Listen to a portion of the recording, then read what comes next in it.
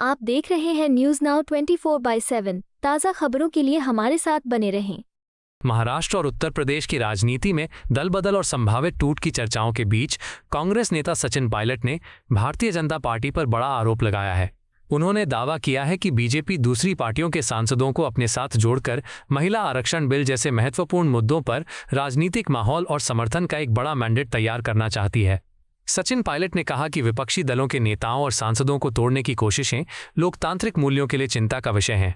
उनका आरोप है कि बीजेपी लगातार विपक्षी दलों के भीतर असंतोष को बढ़ावा देकर राजनीतिक समीकरण बदलने की रणनीति पर काम कर रही है।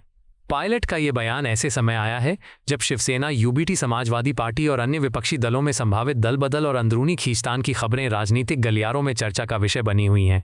हालांकि बीजेपी की ओर से इन आरोपों पर अभी कोई आधिकारिक प्रतिक्रिया सामने नहीं आई है, लेकिन सचिन पायलट के बयान ने एक बार फिर दल बदल, विपक्षी एकता और महिला आरक्षण बिल को लेकर नई राजनीतिक बहस छेड़ दी है। ये जो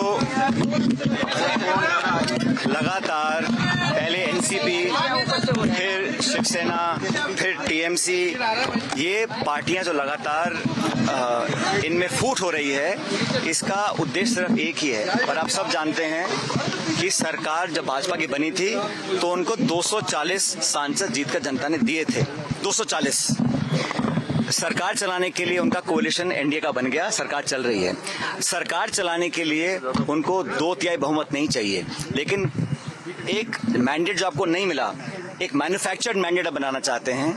आप अलग अलग पार्टी के सांसदों को लेकर बिल पारित करना चाहते हैं। और कौन से बिल? वो बिल जो परिसीमन का बिल जो गिर गया था सदन के अंदर, उसको दोबारा लाना चाहते हैं और एक मैन्युफैक्चर्ड मैंडेट के माध्यम से वो काम कर रहे हैं जिसका जनता ने आपको कभी परमिशन नहीं दी। अगर बहुमत 240 था तो माइनॉरिटी गवर्नमेंट थी। अब ये परिसीमन पारित करने के लिए इस प्रकार के फूट डाल रहे हैं। अब टीएमसी जो 15 साल सत्ता में रही, वो ताश के पत्तों की तरह ढह जाएगी, किसने कल्पना की थी?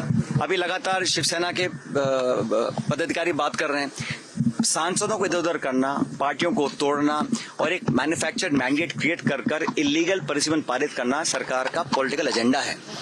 और इस पॉलिटिकल एजेंडा को जनता पूरा नहीं होने देगी, क्योंकि पहले जनगणना होनी जरूरी है। जनगणना के बाद एक कमीशन बनता है, उसके बाद परिसीमन होता है।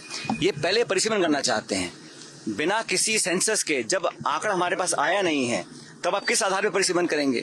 तो ये पॉलिटिकल अपना मोटिव साधने के लिए, अपना उल्लू सीधा करने के लिए सरकार कर रही है। लेकिन इस प्रकार के हथकंडे अपनाना इलीगल है, इमोरल है, अनकॉन्स्टिट्यूशनल है।